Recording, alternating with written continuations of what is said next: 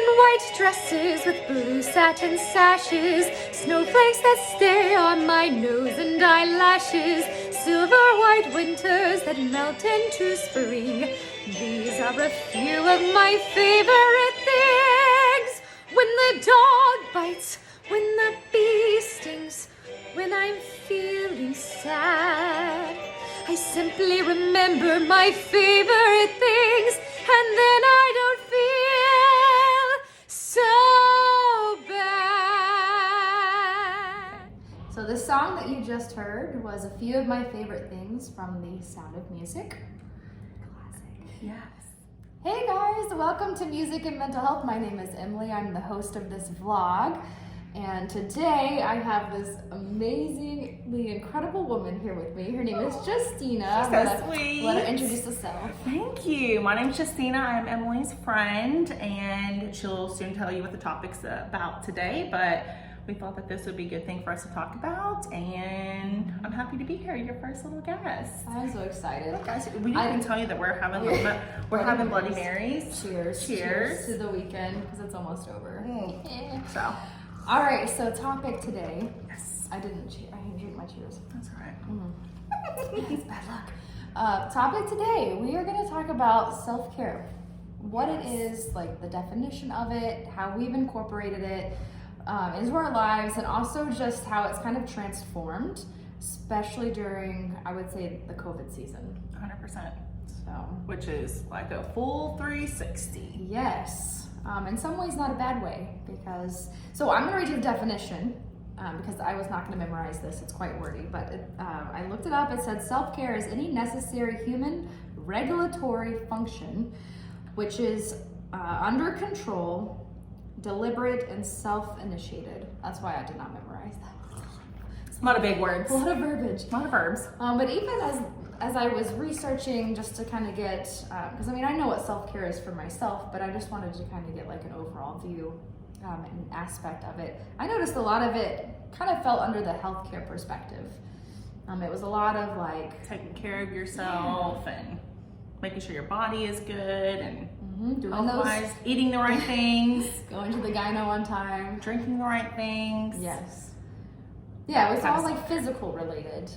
But when I personally think of self-care, I mean, I definitely incorporate the physical, but there's a lot more kind of well-rounded as far as like my emotional well-being, my spiritual, and just my mental, all of that kind of being connected as one. So I think we're going to kind of hone in on that today. Your mind. COVID, as we have all experienced, which is to me in a weird way a phenomenon. We've never experienced something in our lifetime where we are collectively as an entire human race going through the same thing. We're all going to have some sort of trauma that we are going to deal with in our lives, but to deal with something that we're all dealing with together, it doesn't matter like where you live around the country. Like we've all been shut down. We've all been forced to do things that's super out of our control. Things have been taken away from us, and it was so immediate. The fear of losing somebody, the fear of getting sick yourself, losing your job. We were all in the same boat together. For real. And I think like the biggest thing is like that control aspect was taken away from us. And for my personality, I need control. If I don't have control, I'm like, what is going on? Like, so that was, my routine was gone. The control was, I didn't have the control. So I was like, oh dear. But yes, it's absolutely terrifying. And so that's where we saw, like, of course, like the self-care, we wanted to be physically good about taking care of ourselves to reduce the risk of getting sick. Duh. But I also noticed that in order to regain control, we started incorporating more mindfulness, just really caring about what was going on mentally with ourselves. Checking in, because we were losing that. I work in the mental health industry, and I have kiddos in middle school that are struggling with adult issues. Anxiety and depression has always been around, but I don't know if this is really, we've seen it to this magnitude. Yeah, it's definitely escalated. It's like a lot. Something new that we have to deal with, but I think it's good that it's happening too, because now it's like we've been there, and now it's like more acceptable as well. Yeah, Absolutely. So that's something I practice with the kids now almost in every session is we do some sort of a self-care activity, whether it's just breathing, whether it's a 5-minute check-in and mindfulness, incorporating where you're feeling your stress and your anxiety in your body. Let's talk about where you're feeling it. Let's draw it out. Let's paint it. I do a lot of that with my kids. So really, I think self-care has 4 components. It's our physical, it's our mental, it's our emotional, and it's also the spiritual, and whatever that looks like to everyone. So why is self-care important to you? Ooh, question. Wow, you put me on the spot. So self-care is important to me because I'm just gonna give you an example of what happened to me today. Like I was just in the house and I was just like really feeling not down on myself, but I was like, I really need to like get moving, you know, and it put me in a better mood to put a little bit of makeup on, do my hair a little bit. I went to Target. I got a pen that brought me joy. Like, I love it. So like that kind of like self-care for me, I was just like, I really just got to get moving, and it put me in a better spirit to get out there and like just like go drive around. It was so nice outside today, and I was feeling bad about like being on the inside. And like with such a nice day, I was like, let me just get out. And I drove across town to get my favorite lavender lemonade, went to Target, came back here, and now I'm back here with you. And so like, I'm in a complete 360 from how I was feeling about myself this morning. Did a little self-care, shopping for my self-care. Like, I feel like, and now I'm here. Yeah, so like that stuff is important to me. And then I just within the last few months meditating and stuff like that, and I'm like, this is really good because it brings me back down. Sometimes I can make myself a little anxious, and so the meditation, I started doing that a little bit more often now too. So if I could describe, a lot of times it's like if you pick up a book and what is self-care, it does incorporate a lot of the mindfulness, the breathing, which is all wonderful, and scientifically reduces stress, which is, by the way, 80% of our health issues comes from our mental health. Bang, bang, bang. Toast to that. Toast to that. But it's not always a quick fix. Self-care can go so much deeper than just a 5-minute breathing sesh. For me personally, something that I chose I didn't even ask you, like, what do you do for self-care, Emily? Well, I'm gonna tell you. I do all of like the fun stuff, right. Of course. As you can tell, I love nature, so I do that. I sing, I dance, which y'all know too because I put it on here. But I made a big decision a couple years ago to finally terminate a very, very toxic relationship. It became very verbally and physically abusive, and was really just like tearing me down to my core. I didn't really even know who I was anymore, and I definitely didn't know who I was without that man. And I had so many people speaking wisdom into my life, and I still shut it down because I just couldn't imagine living life without this person, even with the bad. And a whole nother topic on that later. But we'll table that. Yeah. But self-care wise, when I finally terminated, I thought I would feel so much better. I would think that like I would see blue skies again, but it almost felt worse. Because, okay, I terminated it, and then I lost this person, and then on top of that, I was single again in my 30s, and I knew I'd have to start the process over again, and, take everything down off my social media, and have to go through the storytelling over and over. So it was not an immediate 5-minute breathing sesh. It was... But how did it make you feel afterwards? Yes. And that's what's most important was I could have lived a lifetime of being beaten down to where like I would be nothing, or I could live those 6 months out, suffer a little, suffer a lot, and then come out with all of this wisdom and understanding and empathy for others, and the best part, self-love for myself, because that is what I lacked so much staying in a relationship with someone like that. And you've definitely done like such a good job. Yeah, it's been a lot of work, but to me that was my self-care. That was self-care. I was mentally and emotionally and physically putting myself in harm, and I was out of control. So I gained back that control, and I think like that's the biggest blessing that I gained out of that, was that I learned who I was individually. So for me, that's also a part of self-care that we all need to know, because that's something that we can control. There may be factors that hold you back, absolutely, and I understand those. But just remember, like, there are things you can control, and who is in your life It's one of us. So that's my biggest self-care advice there. I love the fun stuff and the immediate, like, 30-day challenges. We've done a couple of those. Yes. I love them. I love having like goals, you know, I'm gonna check, I got lists. Got some lists.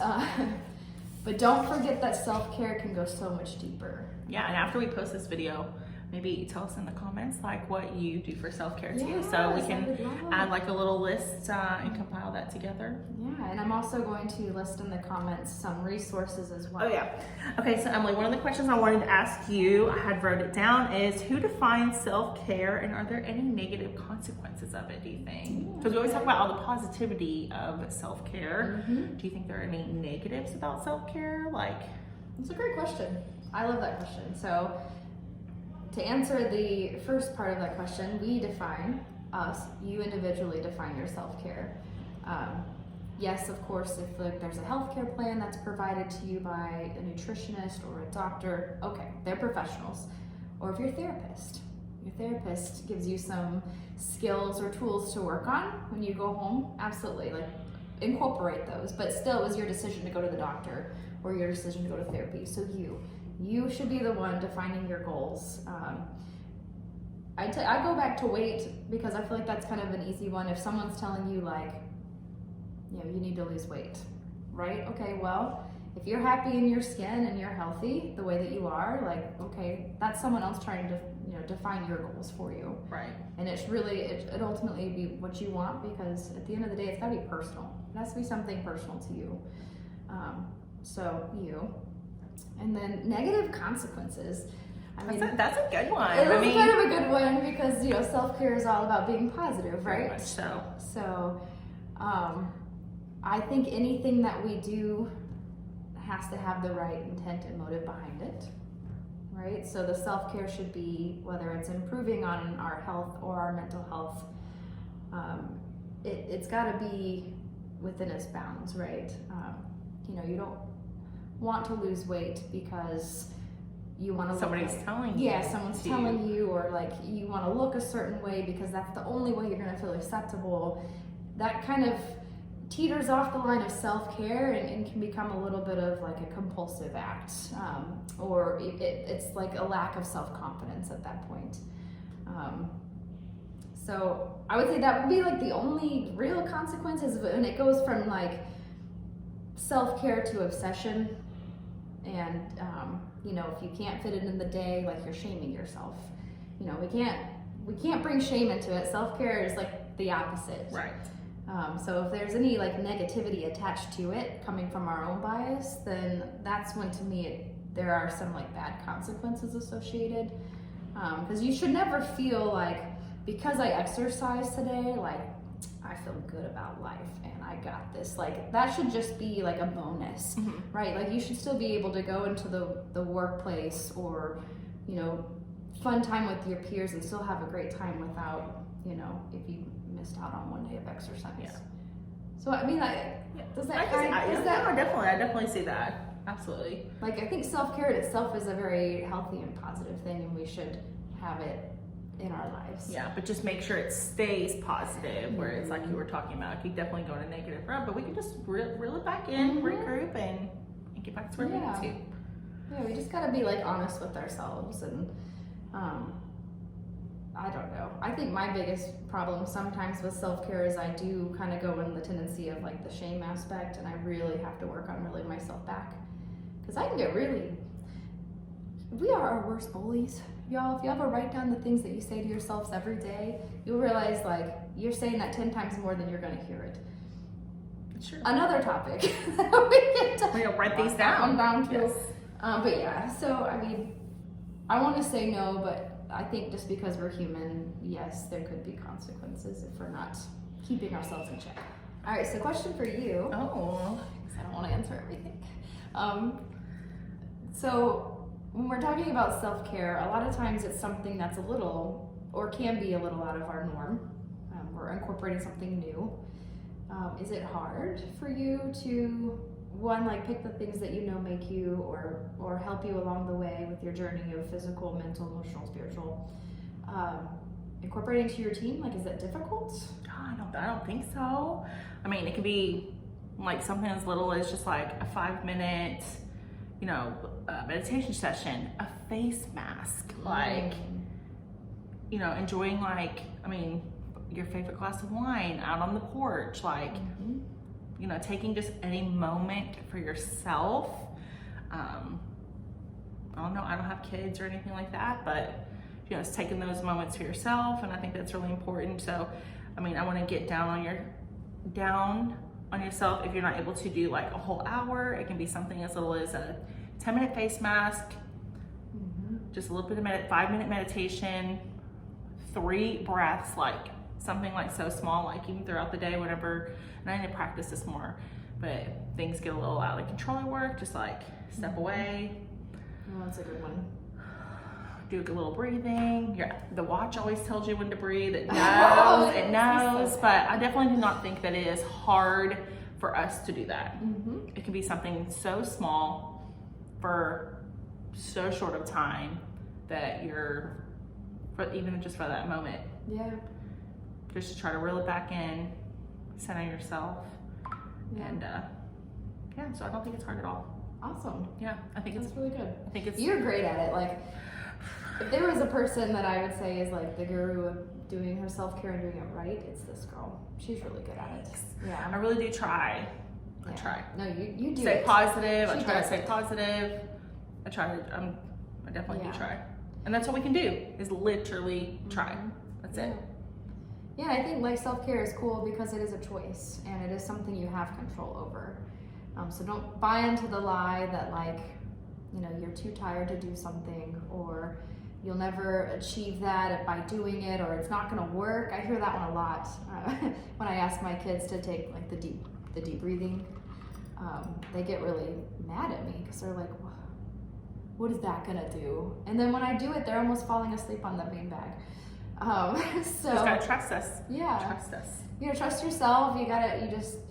You have to, I say make time, but if you really look at like your day, you probably made time to binge something, binge watch a Netflix show. Been there, done that. So if you can make time to do that, you can take a few minutes out of your day to like love on yourself, because the more that you're loving you, the better you're gonna feel, and then you're doing that 360. You're bringing everything together when you're loving yourself. It starts with you, right? No. One thing I try to do too, so sorry to interrupt, but like whenever you were saying like binge watching a show, like go do that on the treadmill. Binge watch a show, walk around the complex, like do something like that. I try to do that too, like if we're on like social media or something like that, because that can be like really draining as well. To maybe just do it like while you're walking on the treadmill, but then. Yay. Thanks for having me. Oh man, it was so much fun. She's going places, guys. I hope so. Bye. Yeah. Oh yeah. Cheers. And you'd be like, cut.